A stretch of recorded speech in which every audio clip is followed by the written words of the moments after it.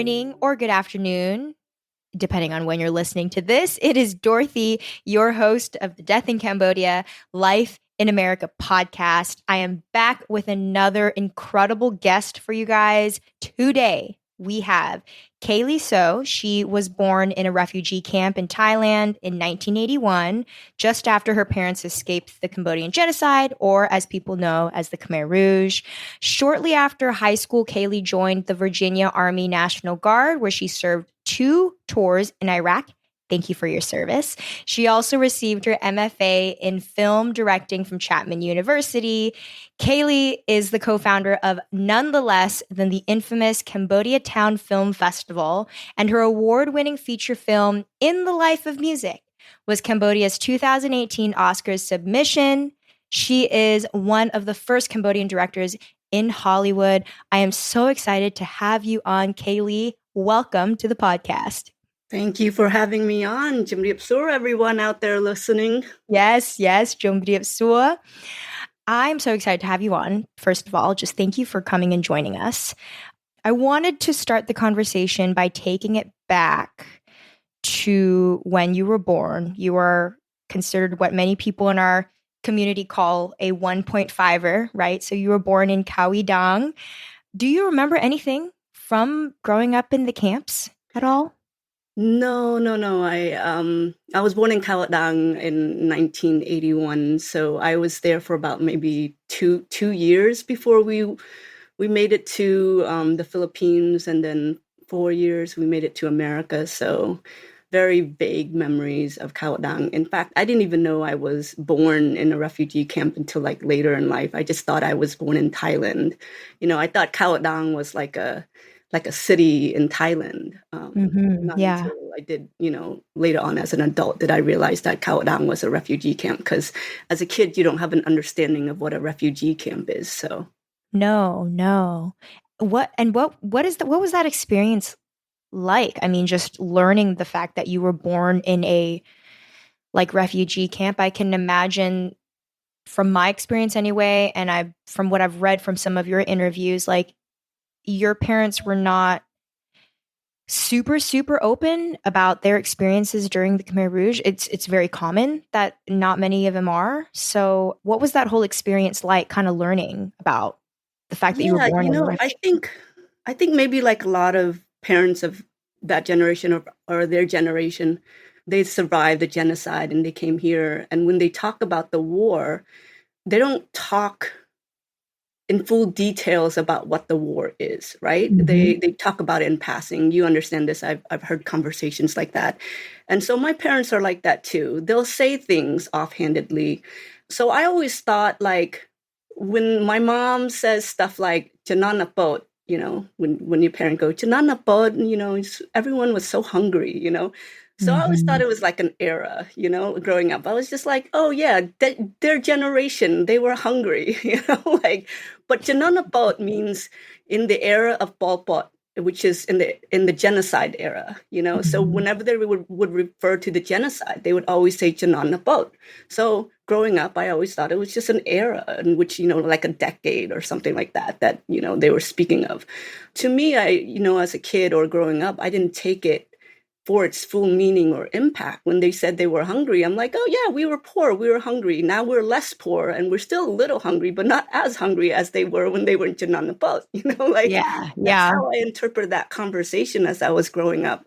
And it wasn't until much later in life did that idea of being born in a refugee camp, of what that struggle was like. Or I wrote a story of my imagined birth in a very fictional way, with a lot of nonfiction in it. And my sister read it and she was just like, whoa, how did you know this was what it felt like? I'm like, no, I just imagined what it would feel like to give birth inside a refugee camp, as parents or as a mother. And this is after I've had my 2 kids, and I can't imagine being pregnant during that time. So yeah. Where did you grow up, Caylee? After your mom had you in the camps, how long did she stay there before she came to America, and where did you guys grow up?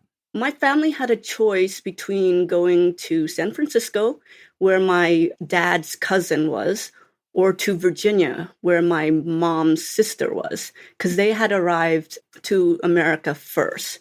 So in 1981, when we were given the choice of whether we were going to go to California or Virginia, they chose Virginia, which is the irony is when I was growing up, I always wanted to be in California because, on TV, like everybody looked like they were having so much fun in California. So I always thought, oh, when I grow older, maybe I'll live in California. Little did I know I actually did end up living in California. Yeah, yeah. But yeah, it wasn't a big Cambodian community. We were surrounded by a big enough Cambodian community because it almost seemed like everywhere you go, like someone would hear about like there's a cheap apartment complex in Virginia we call Colmore, because the apartment was so cheap that like one Cambodian family would say, hey, move here. So one Cambodian family moved there, and then another, and then another. And so you would have like, maybe like 20 or 30 Cambodian family like living in the same apartment complex. So I always felt like there was other Cambodian kids or uncles that weren't uncles, but uncle, we'd call uncles. So like growing up, I was always surrounded by that. That changed once like we started moving around Virginia, and then you started to feel like, you're going to high school and the only other Cambodian in your high school is like your cousin, So it becomes sparser and sparser as we grew up, and like my family like moved away from that Colmore center, and so did everybody else's family. Yeah. So Yeah. the reason why I retained my Khmer, and I understand like a lot of Khmer is because my sister used to watch the Thai soap operas and the Chinese soap operas that were dubbed into Khmer. And because we only had one TV, like I couldn't watch my, Friday afternoon cartoons. I had to watch like Chinese sagas, and, I had to watch like Thai soap operas, love stories. And so I grew up on that. And that's how I retained my Khmer. And I'm thankful for my sister for making me go through that, because now I know the language.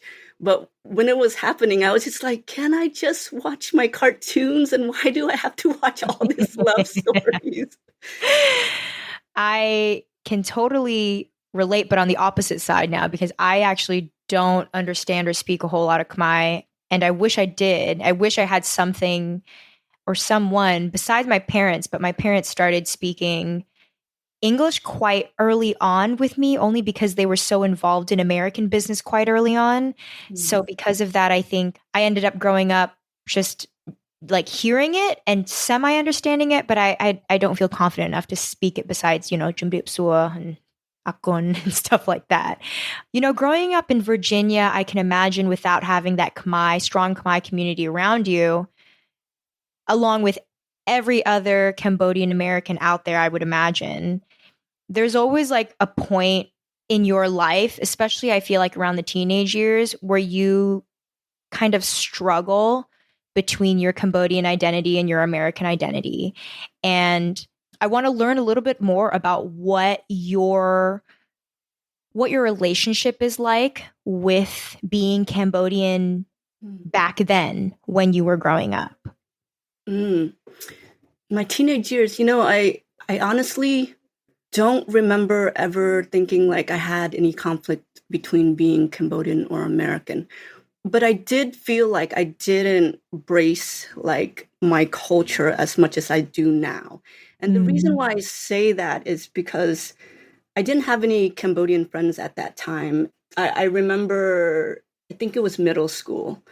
This kid, for some odd reason, I think because I was the only other Asian person in the classroom, and it was like home economics or something like that. And he was like, Shamrong, I'm reading this book, and do you know if Cambodia is a real country? And I looked at him and I was just like, yeah, it's absolutely a real country. My parents are from Cambodia. And the book he was reading was Children of the River by Linda Crew. And it was the first time, someone had ever asked me if Cambodia was a real country. And at that moment, one of the things I felt was like, I wish I was like Chinese or something, like that's like the Asia country like everyone knew, and everyone accepts, and and it was the language that like the business language. Everybody was like, oh, if you speak Chinese, it's an additional to your credit or whatnot. But if you speak Khmer, like, is Cambodian a real country? Mm-hmm. So that was what I was thinking, like, when I was in middle school and high school. And I was just surrounded by friends that were not Cambodian. Everyone was, Laos, Filipino, Right. Korean, other ethnicities and things like that. So there wasn't a moment where I was just like proud of like my heritage or my culture. That didn't come until like a lot later in life. Yeah. Yeah. Yeah. I have read in one of your interviews is for Christine Sue's book that when your late mother passed in college, from what I read, that was a really, really impactful moment in your life and an impactful period in your life that redirected maybe some of that fire for learning about your culture and learning about being Khmer. If you're comfortable, can you talk a little bit just about how that experience changed you? Yeah. We talked about how when I was younger, like there wasn't this need to like ask a lot of questions, right? Right. You don't go digging, you don't go asking a lot your parents about memories or where they came from. I don't know what it is about like kids, your Yeah. parents, they just exist. So when my mom passed away, and it was very sudden. I think I was like a freshman in college, and she had a brain aneurysm and ended up in the hospital. And within like a day, like we had to choose to either let her go or, have her stay on the ventilator. And I remember making that choice. Wow. And it was a very hard choice, but we made it because we always knew that she was a fighter and she wouldn't want to live in that way. But after I lost her, I just thought about like, wow, I don't really know that much about my mom. Aside from her being my mom, like, where was she born? Yeah. Where did she grow up? What did she love? What did she miss? All these things. And I felt like you just almost feel like there's like a missing hole in your history that you Yeah. never really got to explore. So And you in almost that feel like moment, I went and I tried to like look for maybe writings or old photos, and we realized we didn't have much because the genocide. And my mom didn't really write a journal, so there was no thoughts, afterthoughts, or anything like that. No videos. And so for me, that was like a moment of like, oh, like I have to do the work, I have to kind of like write the stories, or I have to come up with the idea of who she was or what she was or what she wanted or things like that. And so that's when I started like learning about Cambodian history, the war, the genocide, just a really deep dive, not surface level, oh, we survived the war, things like that. So this was on a different level of like digging. Like I really wanted to know it all. Right. So then that kind of began my journey into like being a little bit more prideful of my heritage and what my parents had survived. Mm-hmm. Are you Chinese Cambodian? Do you know Caylee or? Yeah, we are more than a quarter Chinese, less than 10% Vietnamese, and the rest Cambodian. So like, like this is like, It's yeah. okay. It's very common to be a Oh, mix of absolutely, something. Yes. absolutely. But I always knew I was like a lot, there was a lot of Chinese blood, a lot of Yeah. Chinese heritage in me. But like I didn't know the 10% Vietnamese part until like maybe 5 years ago or something like that. We had a conversation about it, and they're like, "Oh yeah, one of our grandparents, was also Vietnamese," and I'm like, "Okay, Yeah. Yeah. yeah." My dad speaks fluent Vietnamese growing up, and I always wanted to learn to speak Vietnamese because I had so many like Vietnamese friends, and my first boyfriend was Vietnamese, and I'm like, I can't speak Vietnamese. Why can't I speak Vietnamese? And he also speaks Chinese, a little bit of Chinese. He said he doesn't speak it that well, but he does speak it. And then he spoke a little French and then, English. But he didn't want to teach any of his kids that because he didn't want to confuse us, he said. And I'm just like, oh, well, Yeah. But now I understand, having kids of my own, how hard it is to teach a kid two different languages when out in the world you're only speaking one language. Right. Yeah. The reason why I ask that is because I wonder if that kind of stark moment in your life made you claim your Khmer-ness more and claim your Cambodian identity a little bit more than before the event, or had you always kind of accepted and felt Khmer, like that never really was an issue for you? No, I Mhm. think absolutely my mom's death and taking a deep dive into Cambodian history made me feel more Cambodian, because now I understood where I came from, and that relation to the country felt like, to me, she was Cambodia. So in a way, Yeah. I prized it more after. Right, right. It made you feel closer to Mhm. her every Yeah. time you studied and learned and listened to the music. I know that after a certain while, I think this was probably around the same time potentially that you had enlisted and joined the army, or it was before, right? Before this that you joined the army. Yeah. Um, I joined the Army National Guard when I was 18. I think it was I, it was a decision I made all by myself. And I remember when I made the decision, I was like, okay, I'm not going to tell my parents. I'm not going to tell my brothers. I'm not going to tell my sisters. I'm going to go see this recruiter. I'm going to take all my tests. I'm going to, do all my physical and everything like that. So I went out there, and I did all these things, and I signed the dotted line, as they called it. And after I signed the dotted line, I came home, and my mom and dad was there, and I was in the dining room, and I looked over at them. I'm like, "Mapa, I have to tell you something." And they're like, "What?" oh And I said, gosh. "Just to let you guys know, I just joined the army." And their faces were just like, "What are you talking about?" Oh I'm my God. like, "Yeah, I decided I wanted to join the army. It's only part-time, it's not like the full army. It's the Army National Guard. It's 1 week in a month, 2 weeks a year.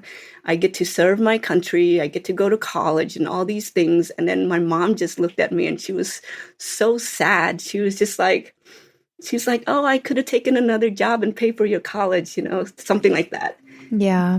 So now I think about that moment, and it was really about, like, this 18-year-old who didn't understand that their parents had just survived a war and a genocide, and you had just come home and you're like, "I joined the army," like.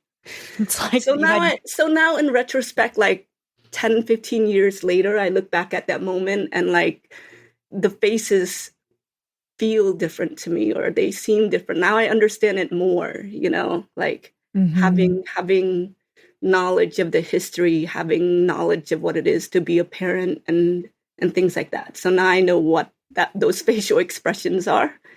But as an 18-year-old, you thought, "Oh, they're just a little upset because I didn't tell them." Or I went and did this thing, and I came home and I was just like, "Mom, Dad, I joined the army."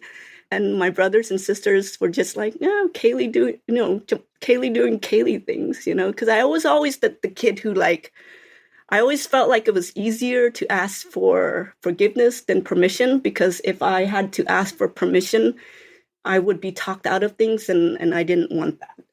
Mhm. What was your motivation, do you think, behind signing up for the army? I think it takes a certain kind of personality to do that. I mean, not everybody would want to go into that and take that Mm. path. What was the motivation kind of behind that? Number one, I always felt like I wanted to make my own way in the world. At that time, I think I was like a commuter college student, so I was still at home. But two, it was a way to pay for college, but also I wouldn't have to leave my parents. It was like I would have never done, like, army full time, because I couldn't imagine leaving my parents to take care of the house bills and stuff like that on their own. So I wanted to contribute to the family. I'm like, "Hey, I'm going to make some money. I'm going to help pay for the electricity bill, the house bills, things like that. And then I'll be able to go to college. I wanted to buy a car. I wanted to do things, as an 18-year-old, that I you couldn't necessarily do on your own, or things like that. Hmm. Um, but yeah, And I remember growing up, I used to like love playing with like I don't know, this is something you should know. But when other kids were playing with Barbies, I was playing with like toy swords and guns and things because I was watching Chinese movies. So and I respected the police officers that were in my community and things like that. So like someone pitching to an 18-year-old how you could serve your country, part-time, 1 week in a month and 2 weeks a year felt like something I was able to do. Yeah. Yeah.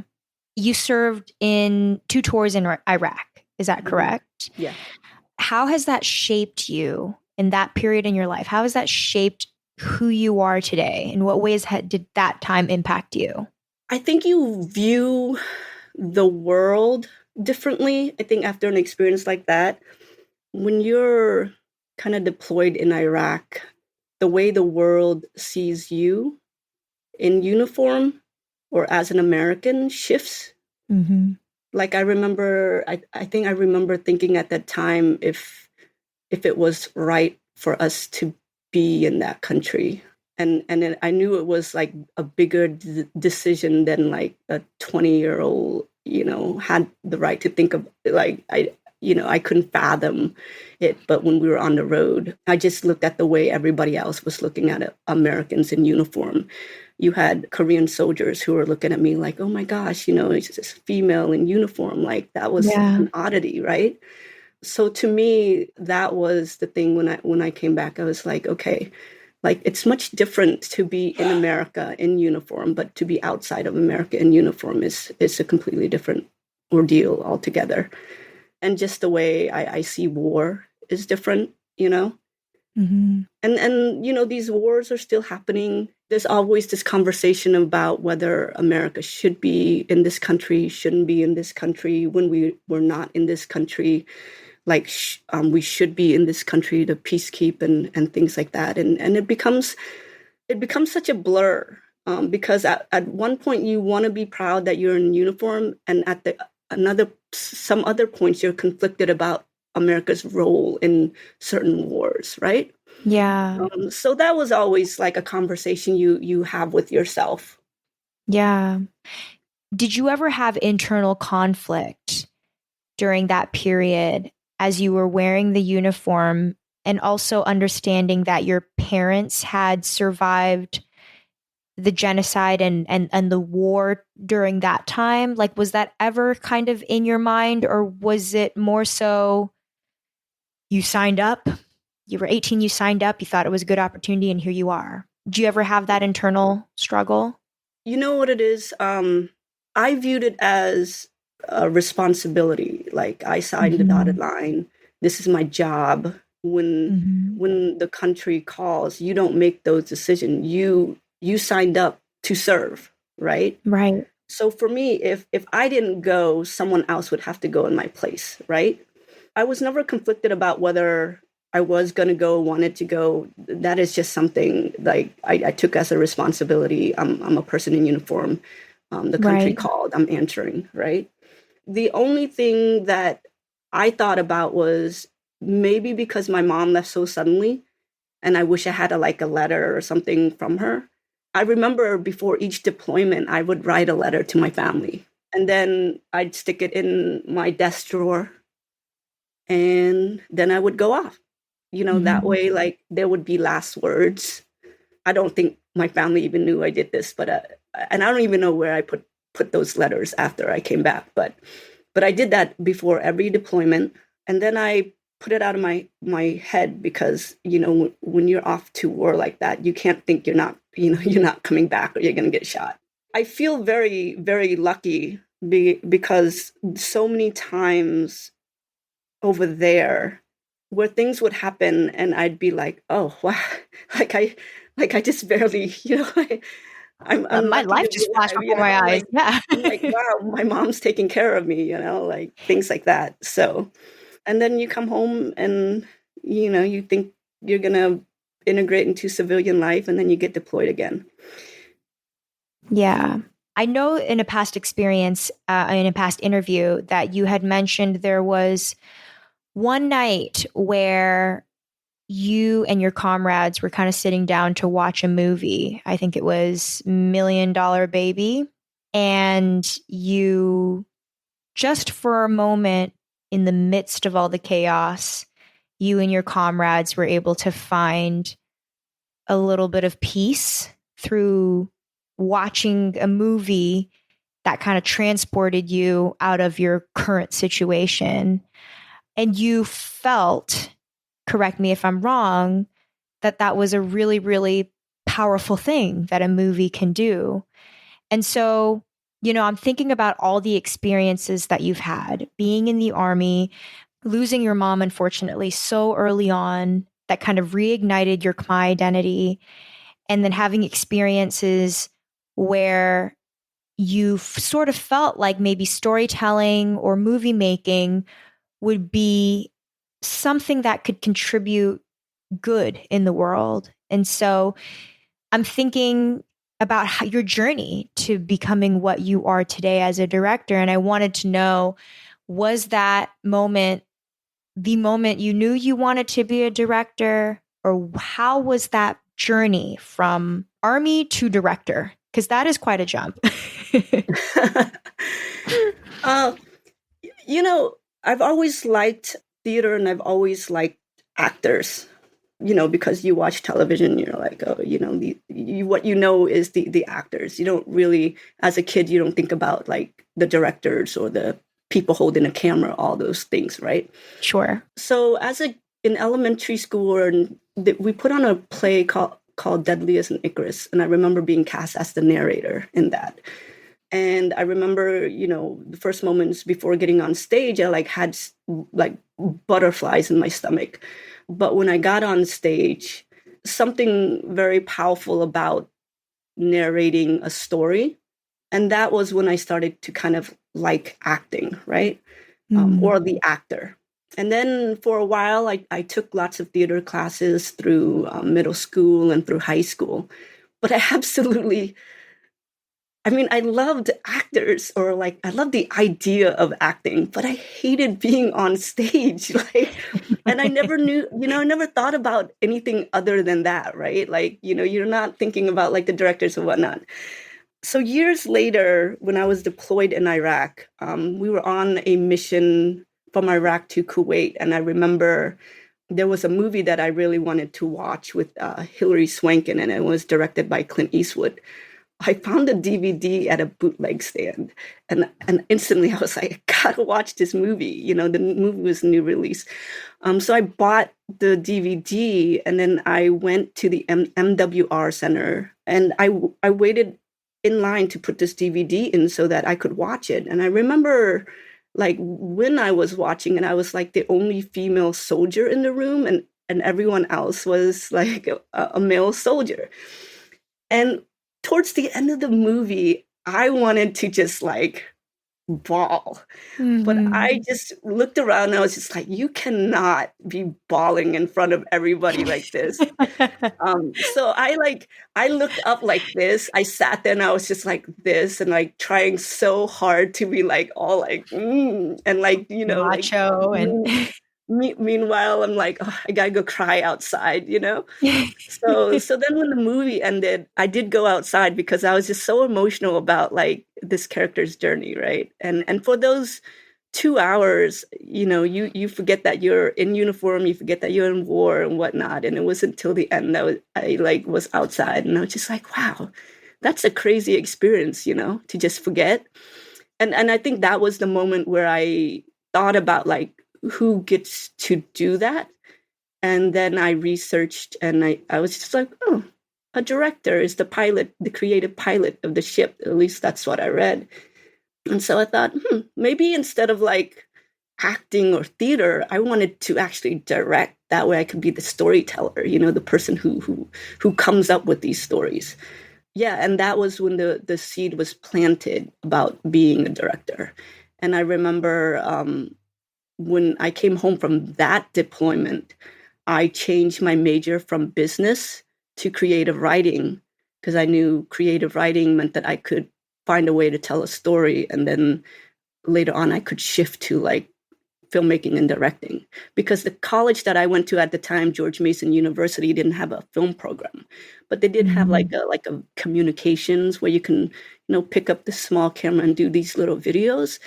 So I knew I kind of like had to learn how to story tell before I can be a director. And what was your journey after that? So you decided, you changed your major, you decided the seed was planted. You're like, okay, I want to be able to tell stories.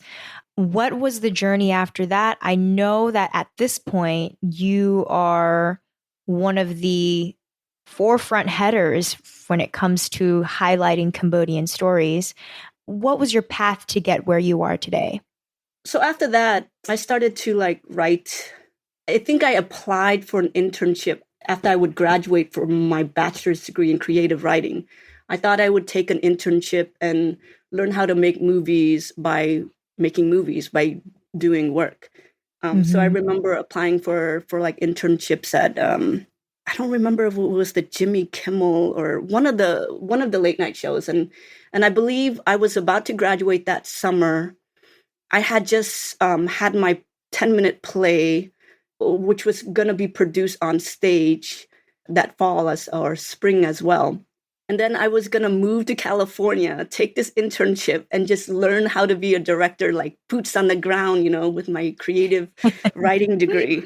And I had all planned because that same spring, like I would turn in all my Army uniform. I turned in my Army uniform, my everything, my jackets, and I remember I'm like, wow, I can't believe this chapter of my life is over. Now I get to go into the next chapter of my life, which is I'm gonna go be a filmmaker.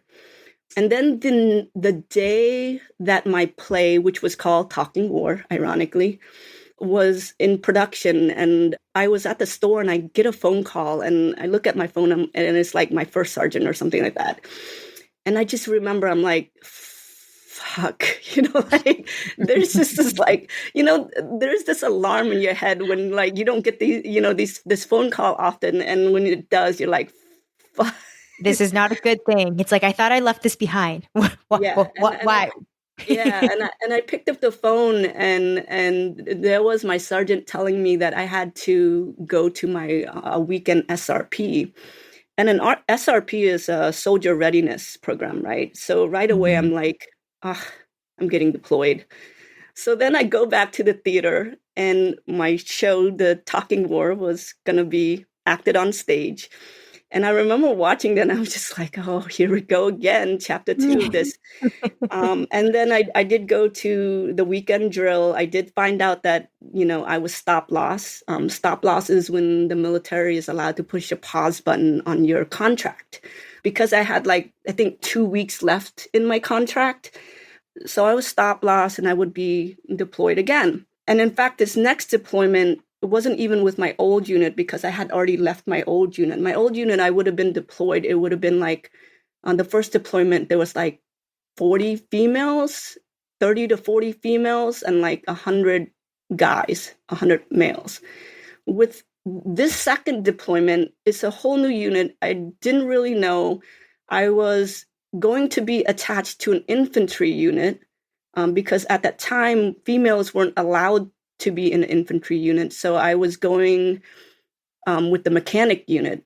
There was 3 females and 160 guys. And I was just like, oh, wow, this is a new space. So then I did my second tour in Iraq. In my second tour in Iraq is when I actually, the military has this thing where the battalion does morale plays to boost morales for soldiers. So they would come up with these morale plays competition. And that was kind of when I directed my first stage production using other actors who were soldiers. Really? Yeah. So that was the most interesting thing because at that time, I remember it was Black History Month. And one of my sergeants was just like, we did the first play and it went so badly. We heard so that you are an English major. And I said, yes, yes, I am.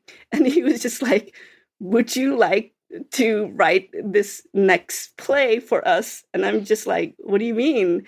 He was like, yeah, it's a morale play, it's just to boost the morale. The battalion has a play competition.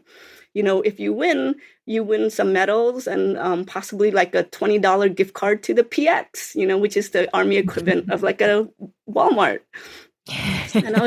And at that time I was like working in the office and things like that. So I was just like, okay, yeah, I'll take it on.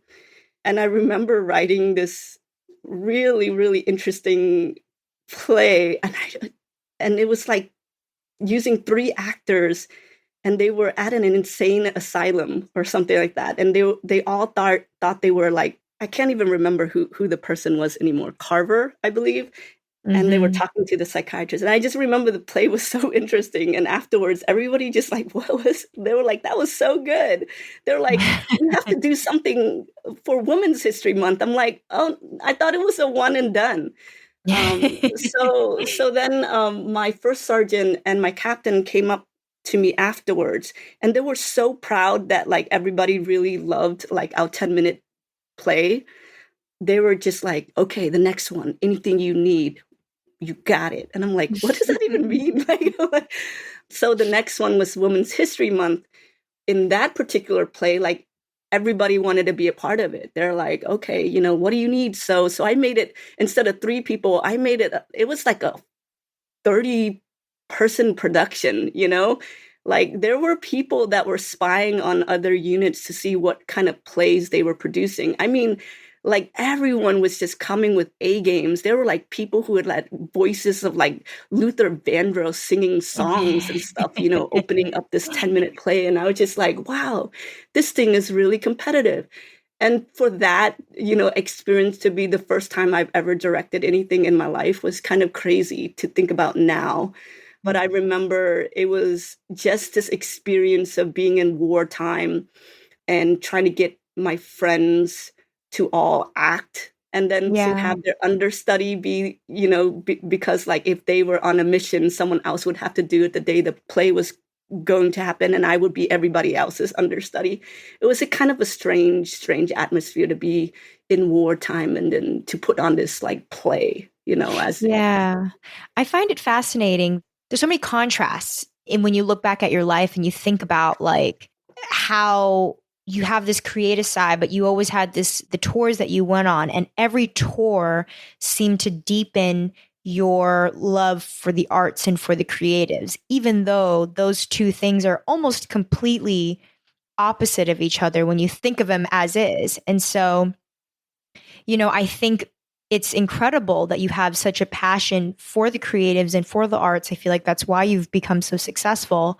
And it's really cool to watch how your experience in the Army has really kind of fueled that. You, at this point, I feel like really, really love to highlight Cambodian stories and Cambodian culture when we think about, the life of music that you had created, the Cambodian Film Festival that you had co-founded, right? You co-founded that. Mm-hmm. At what point did you think to yourself, okay, now I've written so many things, but I feel like the path that I should be taking is to highlight Cambodian stories? Was there a shift? Was there a moment that made you realize that? Or where did that really kind of stem from?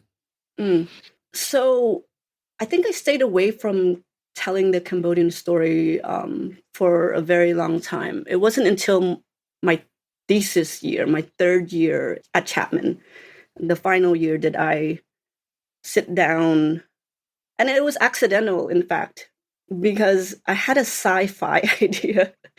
And up until that point, I was directing all these dramas. I directed a drama that was in Spanish called Testigo Ilegal, which was written by someone else.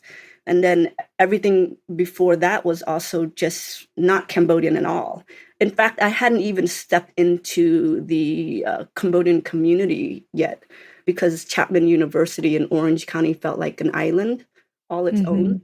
And, I just immersed myself in kind of studying films, and just making all these other stories.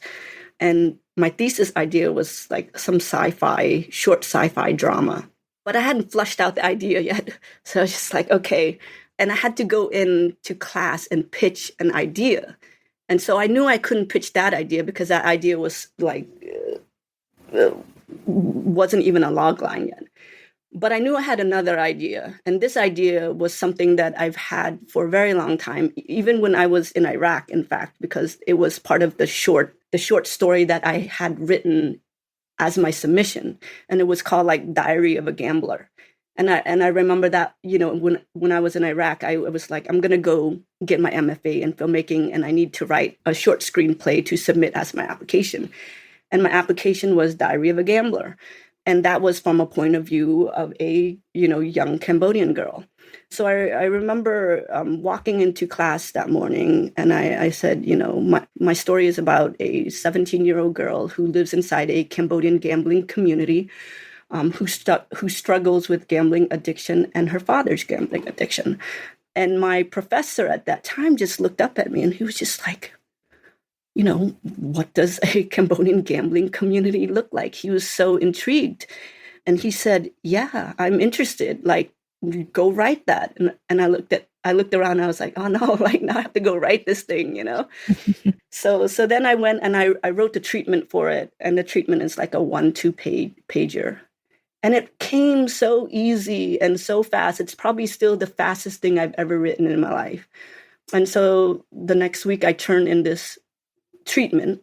And again, the professor's like, this is amazing, Caylee, like, go write this script. And I was just like, oh my goodness, now I'm committed to writing this script. And then I go home and I sit down and I write this 12-page script. And it's like the easiest 12-page script I have ever written in my life. And I turn it in and I come in and my professor was like, this is what a short screenplay should feel and be like. And he loved the script so much. And he looked up at me and he said, Caylee, I see that there's a lot of Cambodians that you need for this movie. Do you think you can find this many actors? And I looked at him and I said, there's about 150,000 Cambodians in the Long Beach community. I'm sure I can convince 100 of them to be in my movie. I said, no problem. Like it was like a fake it till you make it kind of ordeal. And so this is what I told him. And he goes, good, I'm greenlighting the script. Go make your thesis movie. And I said, and then when I walked out of the room, I'm like, holy shit, I have to go make this movie. How am I going to get 100 Cambodians, Yeah. And not only 100 Cambodians, but they were like all, there were at least 6 or 7 main actors in it. That was when I joined and went to and met and did all of these Cambodian things. Like I crashed so many student clubs that weren't even Dodge College. I mean, I went to Irvine. I joined a Khmer club, Cambodian Student Society club, that wasn't even in my school. And I was like the oldest person in there. They were like doing icebreakers. I'm like near 30s. And I'm just like, oh, here we go. But it was such an interesting experience because, the Cambodian Student Society, they just loved the culture so much. And that in turn, made me really, really excited about making this thesis. But at the same time, everywhere I went, I had to pitch this idea of like a Cambodian community of like gambling addicts. Yeah. So not only it felt like everybody was excited that, there was going to be a Cambodian-American film, but then they're like, but does it have to be something negative, like as gambling? So you kind of saw both sides of it, like the hesitation to putting something that could be bad out there, but then the excitement of having a Cambodian-American voice. At that time, there wasn't another Cambodian-American director that you can kind of, hey, how are you working your way around this? Or how are you dealing with this? Or like, could you put in a good word for me? Because at that time, like I was just this new kid on the block, the Cambodian block, and nobody had trusted me yet. Like now I could say, I could go around and say, I'll make this, and I'd get so much support because people understand, or people would understand that whatever I was doing was contributing to the story of the Cambodian diaspora. And whether it was in a good or bad light, like I would take care of it. How does that make you feel when you write it, when you highlight Cambodian stories? And was it after that moment that you realized, okay, moving forward, I think this is what I really want to focus on? Like, what's the importance of highlighting Cambodian stories to you? Someone asked me if I was going to keep making Cambodian stories or if I was going to make something more mainstream. I think this was after I made Pauline, and I just told them, I would just make any, if there were more Cambodian-American stories or Cambodian stories that inspired me to make Cambodian stories, then I will continue to do it. It's such an untapped kind of field because there's not until this day, there's still not a Cambodian-American feature film. I mean, I think In the Life of Music had one Cambodian-American in it, but everything was shot in Cambodia. It was a Cambodian submission, like, most of the language was Cambodian. So in that atmosphere, like, there's still so many stories left to tell. And then I always get the question about, like, why are there still so many people telling the stories of the genocide? And there is, I guess, a section of Cambodians or folks that believe that we should move beyond the Cambodian genocide stories. But I always think about, like, how there's maybe 3 million Cambodian genocide stories, and we're putting out like maybe one a year. So that means there's at least 2.999 million people whose stories are still out there who probably wants to be told. So as long as there's a good story to tell, regardless of whether it's a Cambodian-American story, a Cambodian story, a genocide story, I think if it inspires you to make it, you make it. You don't choose whether it's going to be mainstream. I choose the story by what inspires me. Right. And what was the inspiration behind Life of Music when you created that? In the Life of Music, I'd watched the documentary Don't Think I've Forgotten, Cambodia's Lost Rock and Roll at the Cambodian Town Film Festival that fall, I believe. And then that winter, I went to Cambodia with a friend. And I remember meeting up with a lot of filmmakers and having like all these conversations about storytelling. And there was this young filmmaker, and he was telling me about how much it would cost to make a short film in Cambodia. It was something around like, he's like, yeah, for $5,000, you could make a short film, right? And I was just like, wow, like in America, you're spending like $50,000 on a short film. Like, that's crazy. And then I just remember talking to him about Cambodia's Lost Rock and Roll. And, he had like, he wanted to do a Sinsi Samut story. And then on the plane ride home, I thought, oh, you know what? What if we like made 3 short films as an anthology, as if these walls could talk? I don't know if you've seen that film. It's a story about how a collection of women who lives in this one house and through generations, right? Tied together by the fact that they live in this one house. So I thought, wow, wouldn't it be interesting if we told the story in 3 different decades of Cambodia, and we used a song to tell the story of these people's lives. So when I came home, I pitched that idea to my producer, and she really loved it. And she was like, yeah, let's write a treatment. So the idea was to get 3 different directors, 3 different decades, 3 different stories tied together by a song. That was kind of like the genesis of the idea.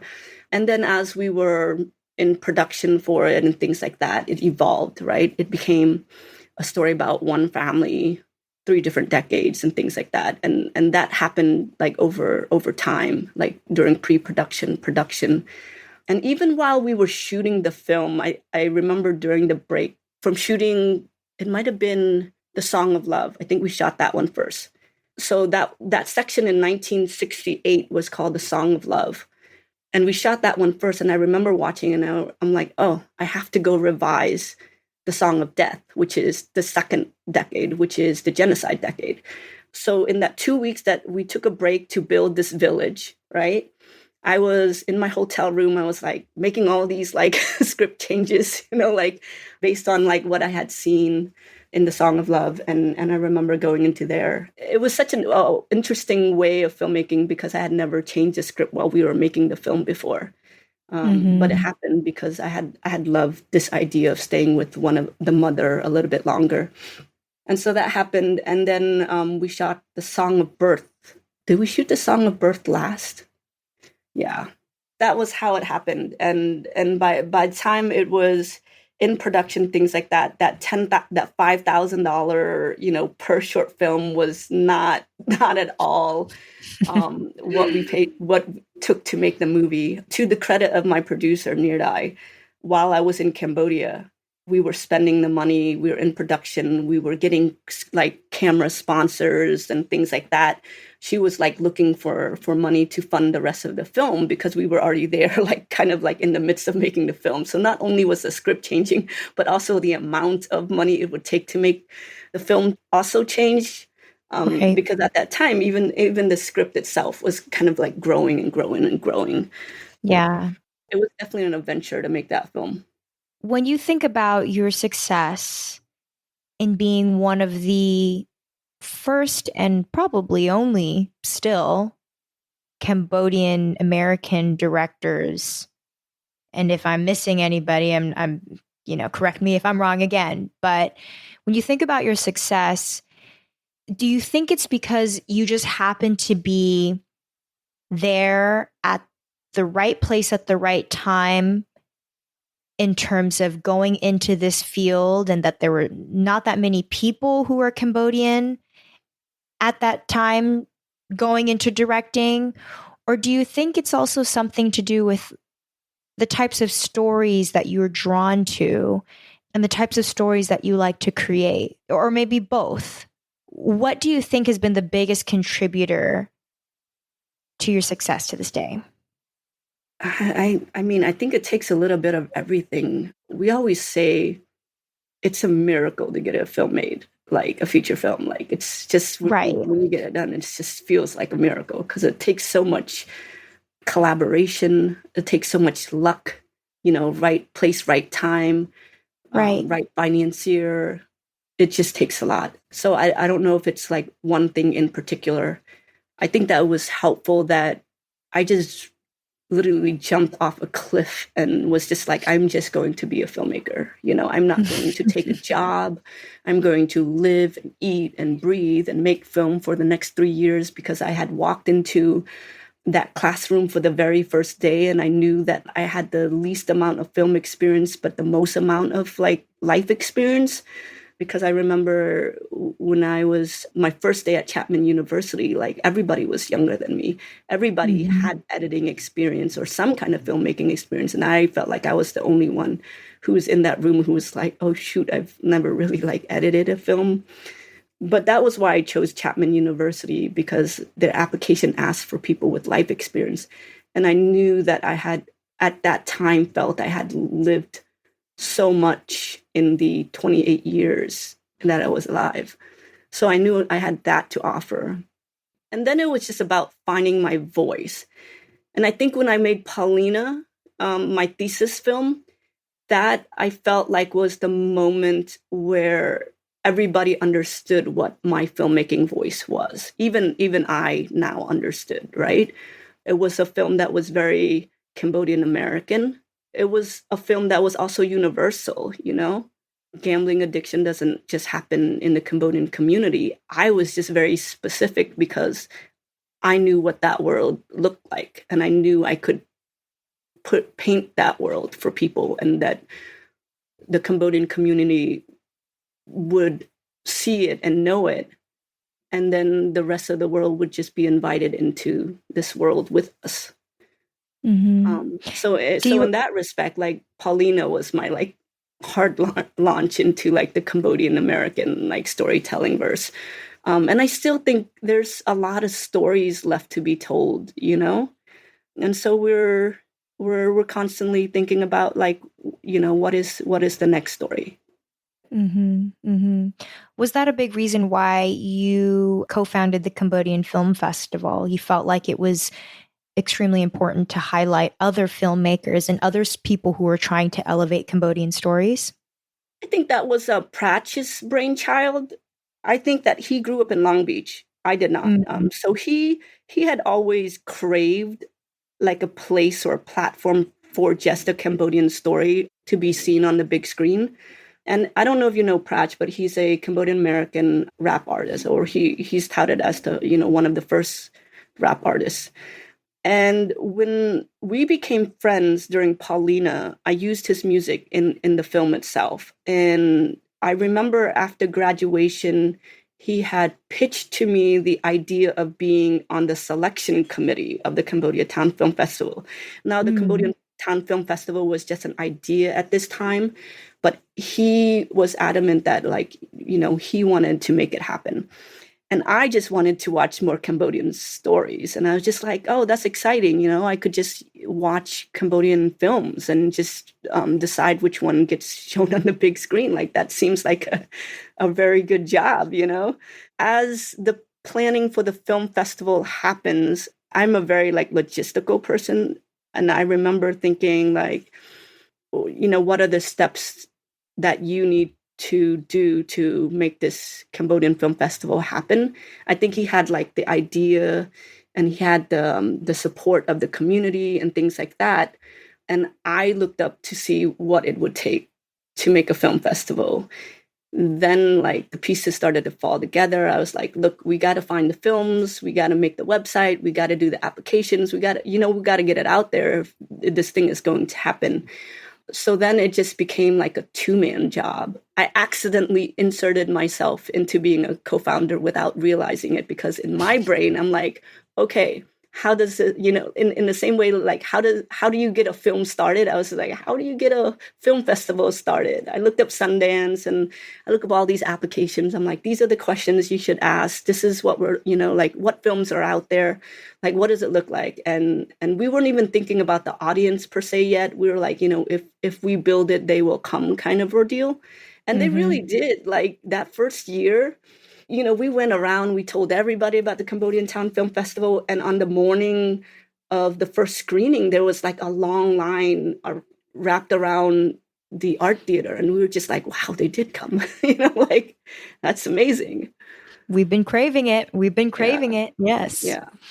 It's so refreshing and exciting also to know that there is a creative like you out there who is championing Cambodian-American stories and experiences. As you said, it's just, there are so many more stories out there. And I am with you in terms of some people can argue and say oh, why are you focusing so much on the bad and the Khmer Rouge, as you mentioned earlier? But I think I'm with you in that there's just, it's we don't have that enough content for me to feel satisfied yet, though. You know what I mean? There's so many more stories out there that are just kind of being left and, quite honestly, in my opinion, ignored. Our history alone, Cambodian history, is just barely starting to be taught in education systems. We don't have, when you compare the amount of books and the amount of movies we have, compared to other maybe disastrous things that have happened in history, I just don't think that it does it justice. I feel like we just deserve more. Our experience is so different. Being a child of refugees is different. Being born in a refugee camp is different from so many other storylines that you hear out there. So when you think about your next projects and your upcoming projects, Caylee, what do you look for when it comes to stories, and what is the value, and what is the most important thing you look for when it comes to diving into a new project? For me, it always starts with character. I think about making a movie is being in a marriage, right? Mm-hmm. So you're going to be in this marriage for a very long time. So you have to love the people in your stories. But also, like I said earlier, I want to feel genreless. I'm a big fan of rom-coms, I want to be able to direct a rom-com one day. I still, have these sci-fi ideas.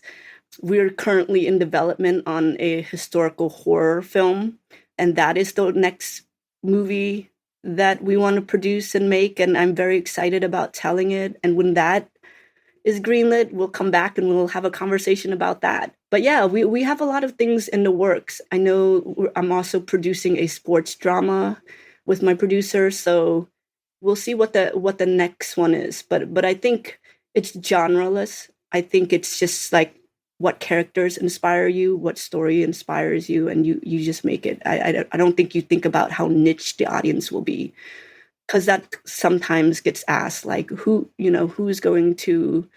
I want to say when I was making Paulina, they're like, who is this film made for? I'm like, it's made for everyone. I feel like everyone can universally understand this relationship with the struggle and relationship with a parent, and gambling and addiction. In the life of music, like, everybody can understand that there's a song in your life that takes you back to a time, right? Like a song for me has a life of its own. I remember when we picked him, like, as soon as I pitched the idea, like the Champa Batambong, at that time, like, we hadn't heard it a lot yet. Now it's everywhere. But at that time, like, I knew that was the song because that was the song of my childhood, right? Like, I didn't know very many Cambodian songs, but that song I knew. You can be inspired by anything, really, but as long as it speaks to your heart and your creative voice and things like that, I say pursue it.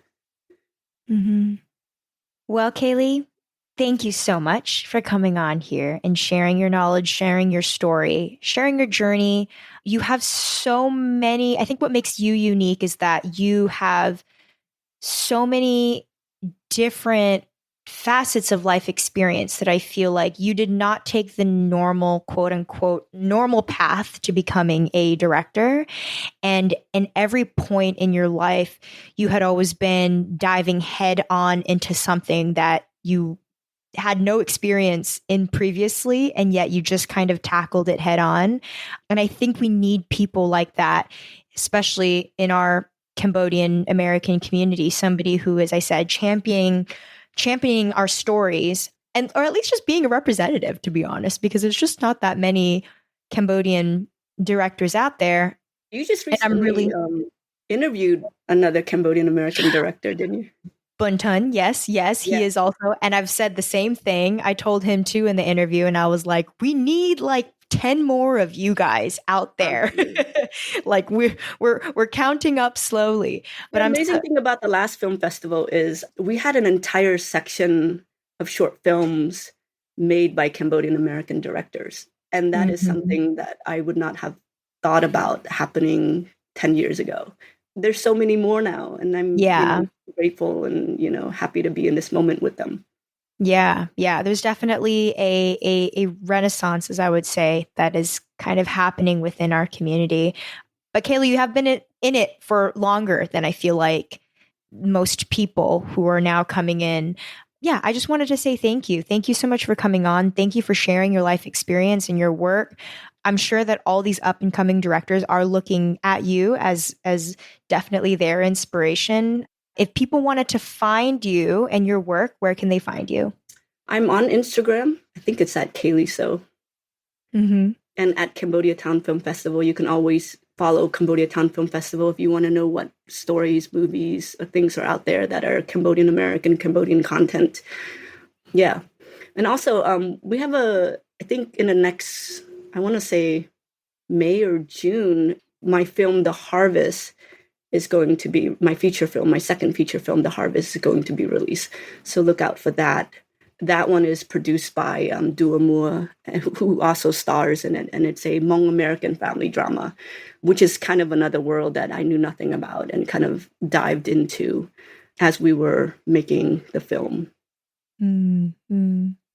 Well, I'm sure our listeners can't wait for that release, Caylee. But again, I appreciate you coming on here. Do you have any last words for any future up and coming film directors who may be listening? Yeah, stay inspired. Find the stories that make you feel excited about being a filmmaker, because those are the stories that will stay with you. Yeah, and welcome. Well, you heard it from Caylee herself, guys. Thank you so much for coming on.